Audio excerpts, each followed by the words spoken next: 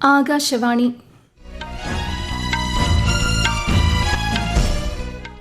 നമസ്കാരം.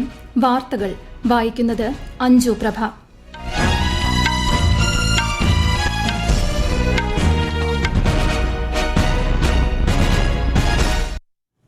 പ്രധാന വാർത്തകൾ.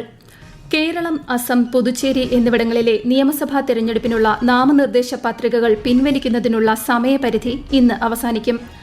സംസ്ഥാനത്ത് നിയമസഭാ തിരഞ്ഞെടുപ്പ് പ്രചാരണം ശക്തം. രാഷ്ട്രീയ പാർട്ടികളുടെ മുതിർന്ന നേതാക്കൾ ഉൾപ്പെടെ രംഗത്ത് സജീവം.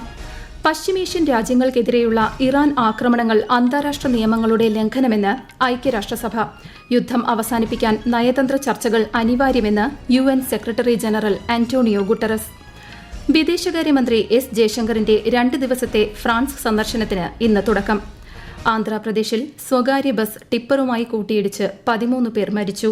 സംഭവത്തിൽ ദുഃഖം രേഖപ്പെടുത്തി രാഷ്ട്രപതി, ഉപരാഷ്ട്രപതി, പ്രധാനമന്ത്രി ഉൾപ്പെടെയുള്ള പ്രമുഖർ. മാലെയിൽ നടക്കുന്ന സാഫ് അണ്ടർ-20 ഫുട്ബോൾ ചാമ്പ്യൻഷിപ്പിൽ ഇന്ത്യ ഇന്ന് പാകിസ്ഥാനെ നേരിടും. വാർത്തകൾ വിശദമായി. കേരളം, അസം, പുതുച്ചേരി എന്നിവിടങ്ങളിലെ നിയമസഭാ തെരഞ്ഞെടുപ്പിനും 4 സംസ്ഥാനങ്ങളിലെ ഉപതെരഞ്ഞെടുപ്പിനുമുള്ള നാമനിർദ്ദേശ പത്രികകൾ പിൻവലിക്കുന്നതിനുള്ള സമയപരിധി ഇന്ന് അവസാനിക്കും. ഉച്ചകഴിഞ്ഞ് 3 മണിവരെയാണ് സമയം. ഇതോടെ മത്സരരംഗത്തിന്റെ ചിത്രം തെളിയും. കേരളത്തിൽ ഇതിനകം 14 സ്ഥാനാർത്ഥികൾ പത്രിക പിൻവലിച്ചു. അടുത്ത മാസം 9-നാണ് വോട്ടെടുപ്പ്. വോട്ടെണ്ണൽ മെയ് 4-ന്. സംസ്ഥാനത്ത് നിയമസഭാ തിരഞ്ഞെടുപ്പിനുള്ള പ്രചാരണം ഉച്ചസ്ഥായിയിൽ. LDF സ്ഥാനാർത്ഥികളുടെ പ്രചാരണത്തിന്റെ ഭാഗമായി മുഖ്യമന്ത്രിയും മുതിർന്ന CPIM നേതാവുമായ പിണറായി വിജയൻ ഇന്ന് എറണാകുളം ജില്ലയിൽ പര്യടനം നടത്തും. നാളെ അദ്ദേഹം തൃശൂരിൽ വിവിധ തിരഞ്ഞെടുപ്പ് പരിപാടികളിൽ പങ്കെടുക്കും. പ്രധാനമന്ത്രിയും BJP മുതിർന്ന നേതാവുമായ നരേന്ദ്രമോദി ഞായറാഴ്ച തൃശൂരും പാലക്കാടും പ്രചാരണത്തിനെത്തും. കേന്ദ്ര സഹമന്ത്രിയും BJP നേതാവുമായ സുരേഷ് ഗോപി ഇന്ന് കോഴിക്കോട് ബേപ്പൂർ മണ്ഡലത്തിൽ റോഡ് ഷോയിൽ പങ്കെടുക്കും. AICC general secretary KC Venugopal MP ഇന്ന് കണ്ണൂർ ജില്ലയിൽ UDFന്റെ തിരഞ്ഞെടുപ്പ് പ്രചാരണ പരിപാടികളിൽ പങ്കെടുക്കും. പുതുച്ചേരി നിയമസഭാ തെരഞ്ഞെടുപ്പിനുള്ള നാമനിർദ്ദേശ പത്രികകളുടെ സൂക്ഷ്മ പരിശോധന പൂർത്തിയായപ്പോൾ സമർപ്പിച്ച 514 നാമനിർദ്ദേശ പത്രികകളിൽ 411 അംഗീകരിച്ചു. 103 നിരസിക്കപ്പെട്ടു. സൂക്ഷ്മ പരിശോധനയ്ക്ക് ശേഷം ആകെ 366 സ്ഥാനാർത്ഥികളാണ് മത്സരരംഗത്തുള്ളത്. സംസ്ഥാനത്തെ ഏക ഗോത്രവർഗ പഞ്ചായത്തായ ഇടമലക്കുടിയിൽ വോട്ടെടുപ്പിനുള്ള ഒരുക്കങ്ങൾ ആരംഭിച്ചു. വന്യമൃഗശല്യവും നെറ്റ്വർക്ക് പരിമിതികളും കണക്കിലെടുത്ത് വിപുലമായ സജ്ജീകരണങ്ങളാണ് ഒരുക്കുന്നതെന്ന് അധികൃതർ അറിയിച്ചു. 3 പോളിംഗ് ബൂത്തുകളാണ് പഞ്ചായത്തിൽ ക്രമീകരിക്കുന്നത്. 2010 രൂപീകൃതമായ ഇടമലക്കുടി പഞ്ചായത്തിൽ 1800ഓളം വോട്ടർമാരാണ് ഉള്ളത്. കായംകുളം മണ്ഡലത്തിലെ സ്ഥാനാർത്ഥി U പ്രതിഭയ്ക്കെതിരെയുണ്ടായ അധിക്ഷേപകരമായ പരാമർശത്തിൽ കേസെടുക്കാൻ ജില്ലാ കളക്ടർ പോലീസിന് നിർദ്ദേശം നൽകി. മാതൃകാ പെരുമാറ്റച്ചട്ട ലംഘനം ശ്രദ്ധയിൽപ്പെട്ടതിനെ തുടർന്നാണ് നടപടി. വിഷയത്തിലെ മാധ്യമ വാർത്തകളും സമൂഹമാധ്യമ പോസ്റ്റുകളും പരിശോധിച്ച ശേഷമാണ് തീരുമാനം. തിരഞ്ഞെടുപ്പ് പ്രചാരണത്തിന്റെ ഭാഗമായി വോട്ടർമാർക്ക് പണമോ സമ്മാനങ്ങളോ നൽകുന്നത് കർശനമായി വിലക്കി തെരഞ്ഞെടുപ്പ് കമ്മീഷൻ. കൂടുതൽ വിവരങ്ങളുമായി ആകാശവാണി ലേഖകൻ സ്മിതി M പള്ളുരുത്തി. ഔദ്യോഗിക കർത്തവ്യങ്ങളും തെരഞ്ഞെടുപ്പ് പ്രചാരണവും കൂട്ടിക്കുഴക്കരുതെന്ന് തെരഞ്ഞെടുപ്പ് കമ്മീഷൻ പുറപ്പെടുവിച്ച മാർഗരേഖയിൽ വളരെ കൃത്യമായി നിഷ്കർഷിക്കുന്നുണ്ട്. പണം, സമ്മാനങ്ങൾ തുടങ്ങിയവ വോട്ടർമാർക്ക് നൽകാനും പാടില്ല. ജാതി, സമുദായ വികാരങ്ങളുടെ പേരിൽ വോട്ട് ചോദിക്കാനും പാടില്ല. നേതാക്കളുടെയോ മറ്റു പാർട്ടി പ്രവർത്തകരുടെയോ സ്വകാര്യ ജീവിതത്തിന്മേലുള്ള ആക്രമണങ്ങളും നടത്താൻ പാടില്ല. പരിശോധിച്ച് വ്യക്തമാക്കിയിട്ടില്ലാത്ത ആരോപണങ്ങൾ മറ്റു പാർട്ടികൾക്കെതിരെ ആരോപിക്കരുതെന്നും നിർദ്ദേശമുണ്ട്. പത്രിക പിൻവലിക്കാനുള്ള കാലാവധി ഇന്ന് അവസാനിക്കുന്നതോടെ പ്രചാരണം ഊർജിതമാകും. ഈ അവസരത്തിൽ നിയന്ത്രണങ്ങൾ കൃത്യമായി പാലിക്കുന്നു എന്നുറപ്പിക്കാനായി വിവിധ ഏജൻസികളുടെ പരിശോധനകളും വ്യാപകമാക്കും. വിദേശകാര്യമന്ത്രി എസ് ജയശങ്കർ ഇന്നു മുതൽ 2 ദിവസത്തെ ഫ്രാൻസ് സന്ദർശനം നടത്തും. പങ്കാളി രാജ്യങ്ങളുമായുള്ള G7 വിദേശകാര്യമന്ത്രിമാരുടെ യോഗത്തിൽ പങ്കെടുക്കുന്നതിനായാണ് സന്ദർശനം. യോഗത്തിൽ എസ് ജയശങ്കർ മറ്റ് വിദേശകാര്യമന്ത്രിമാരുമായി ഉഭയകക്ഷി ചർച്ചകൾ നടത്തുമെന്ന് വിദേശകാര്യ മന്ത്രാലയം അറിയിച്ചു. ഈ വാർത്തകൾ ആകാശവാണിയിൽ നിന്ന്. ആകാശവാണി വാർത്തകളും വാർത്താധിഷ്ഠിത പരിപാടികളും all India radio news Thiruvananthapuram YouTube ചാനലിലും all India radio news Thiruvananthapuram Facebook പേജിലും AR News_ തിരുവനന്തപുരം ഇൻസ്റ്റഗ്രാം അക്കൌണ്ടിലും AR News_TVM X ഹാൻഡിലും ലഭ്യമാണ്. പശ്ചിമേഷ്യൻ സംഘർഷം തുടരുന്നു. വെടിനിർത്തൽ ശ്രമങ്ങൾക്കായുള്ള അമേരിക്കയുടെ 15 നിർദ്ദേശം ഇറാൻ നിരസിച്ചു. പകരം ഇറാൻ 5 നിർദ്ദേശങ്ങൾ മുന്നോട്ട് വച്ചു. വിഷയത്തിൽ ചർച്ച തുടരുമെന്ന് വൈറ്റ് ഹൌസ് അറിയിച്ചു. ഇന്ത്യ, ചൈന, റഷ്യ തുടങ്ങിയ സൌഹൃദ രാജ്യങ്ങളുടെ വാണിജ്യ കപ്പലുകൾക്ക് ഹോർമുസ് കടലിടുക്ക് ഉപയോഗിക്കാൻ ഇറാൻ അനുമതി നൽകിയതായി ഇറാൻ വിദേശകാര്യമന്ത്രി സയ്യിദ് അബ്ബാസ് അരഗ്ചി പറഞ്ഞു.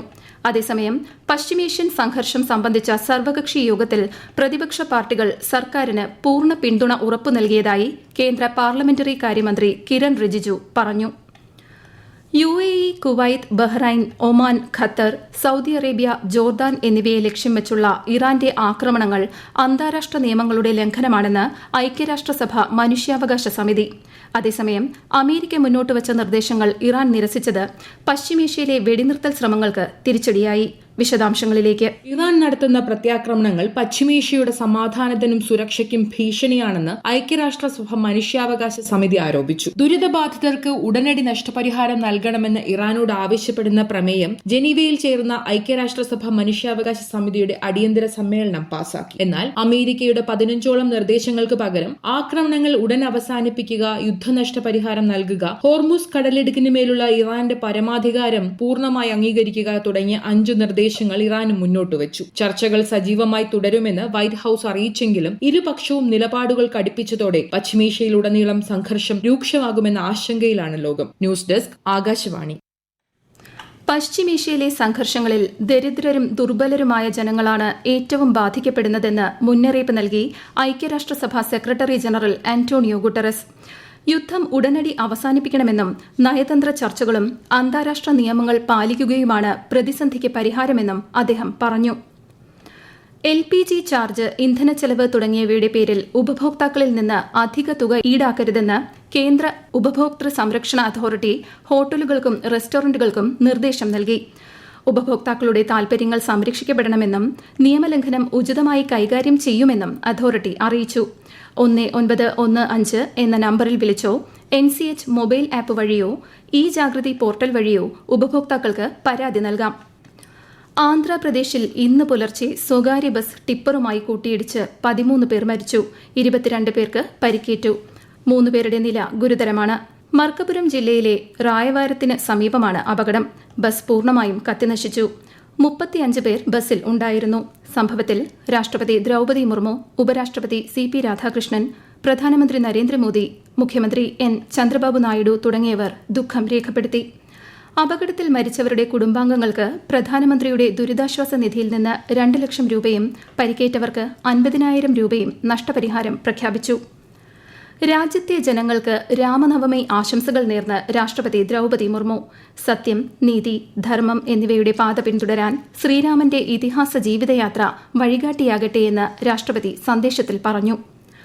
സാഫ് അണ്ടർ-20 ഫുട്ബോൾ ചാമ്പ്യൻഷിപ്പിൽ ഇന്ത്യയുടെ പുരുഷ ടീം ഇന്നിറങ്ങും.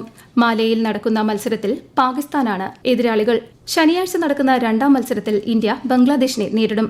ഗ്രൂപ്പ് ഘട്ടത്തിൽ 2 മത്സരങ്ങൾ മാത്രമുള്ളതിനാൽ ഇന്ത്യയ്ക്ക് സെമിഫൈനലിൽ സ്ഥാനമുറപ്പാക്കാൻ ജയം അനിവാര്യമാണ്.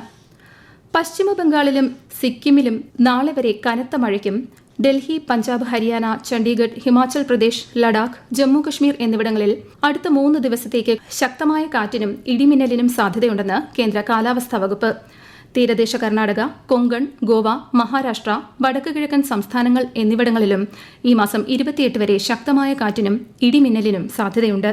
അതേസമയം കേരളം, മാഹി, കൊങ്കൺ, ഗോവ എന്നിവിടങ്ങളിൽ ഇന്ന് ഉഷ്ണ കാലാവസ്ഥ നിലനിൽക്കും. സംസ്ഥാനത്ത് താപനില ഉയരുന്നു. ഉയർന്ന അൾട്രാവയലറ്റ് സൂചിക രേഖപ്പെടുത്തുന്നതിനാൽ പൊതുജനങ്ങൾ സുരക്ഷാ മുൻകരുതലുകൾ സ്വീകരിക്കണമെന്ന് സംസ്ഥാന ദുരന്ത നിവാരണ അതോറിറ്റി നിർദ്ദേശം നൽകി. പകൽ 10 മണി മുതൽ 3 മണിവരെയുള്ള സമയത്ത് ശരീരത്തിൽ നേരിട്ട് സൂര്യപ്രകാശമേൽക്കുന്നത് പരമാവധി ഒഴിവാക്കണം. പ്രധാന വാർത്തകൾ വീണ്ടും. കേരളം, അസം, പുതുച്ചേരി എന്നിവിടങ്ങളിലെ നിയമസഭാ തെരഞ്ഞെടുപ്പിനുള്ള നാമനിർദ്ദേശ പത്രികകൾ പിൻവലിക്കുന്നതിനുള്ള സമയപരിധി ഇന്ന് അവസാനിക്കും. സംസ്ഥാനത്ത് നിയമസഭാ തിരഞ്ഞെടുപ്പ് പ്രചാരണം ശക്തം. രാഷ്ട്രീയ പാർട്ടികളുടെ മുതിർന്ന നേതാക്കൾ ഉൾപ്പെടെ രംഗത്ത് സജീവം. പശ്ചിമേഷ്യൻ രാജ്യങ്ങൾക്കെതിരെയുള്ള ഇറാൻ ആക്രമണങ്ങൾ അന്താരാഷ്ട്ര നിയമങ്ങളുടെ ലംഘനമെന്ന് ഐക്യരാഷ്ട്രസഭ. യുദ്ധം അവസാനിപ്പിക്കാൻ നയതന്ത്ര ചർച്ചകൾ അനിവാര്യമെന്ന് UN secretary general Antonio Guterres. വിദേശകാര്യമന്ത്രി S ജയശങ്കറിന്റെ 2 ദിവസത്തെ ഫ്രാൻസ് സന്ദർശനത്തിന് ഇന്ന് തുടക്കം. ആന്ധ്രാപ്രദേശിൽ സ്വകാര്യ ബസ് ടിപ്പറുമായി കൂട്ടിയിടിച്ച് 13 പേർ മരിച്ചു. സംഭവത്തിൽ ദുഃഖം രേഖപ്പെടുത്തി രാഷ്ട്രപതി, ഉപരാഷ്ട്രപതി, പ്രധാനമന്ത്രി ഉൾപ്പെടെയുള്ള പ്രമുഖർ. മാലെയിൽ നടക്കുന്ന സാഫ് അണ്ടർ-20 ഫുട്ബോൾ ചാമ്പ്യൻഷിപ്പിൽ ഇന്ത്യ ഇന്ന് പാകിസ്ഥാനെ നേരിടും. വാർത്തകൾ കഴിഞ്ഞു. അടുത്ത വാർത്താ പ്രക്ഷേപണം വൈകിട്ട് 3 മണിക്ക്.